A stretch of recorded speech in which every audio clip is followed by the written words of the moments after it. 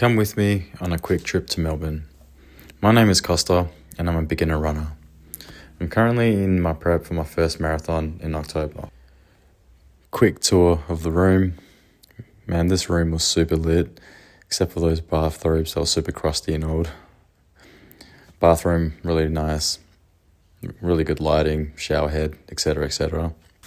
I really did enjoy this room because it was super spacious and it did have amazing views of the MCG as well as the CBD towers.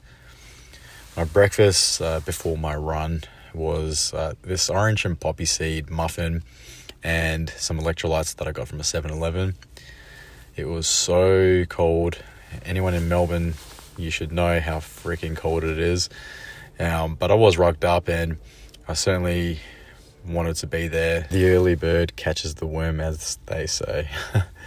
But a little bit about why I started running. So running has always been a bit of a chore. It was always super exhausting, that feeling that you get where you're puffed out. And I started running in January, and I remember running my first, I think it was 2Ks, and I was so gassed and I just wanted to crawl in a hole and just die.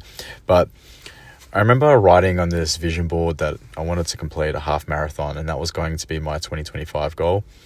And I'm so grateful that I did finish that experience and really work hard to get there. And since then, I've committed to running a full marathon in October, which I can't wait for.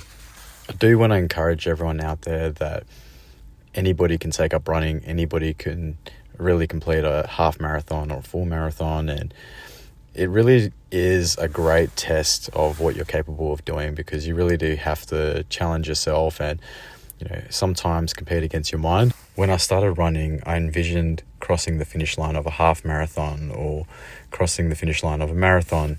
What I didn't realize is that I actually appreciate the journey so much more, because it's taken so much discipline, and I really do appreciate that I can do this every single day. So for everyone out there, we really can accomplish so much more than what our mind sometimes tells us. And I do encourage anyone out there to just really go for it, because you've got nothing to lose. You really do miss out on opportunities by either fear or telling yourself you can't do something. But the reality is there's nothing stopping you from even taking the first step.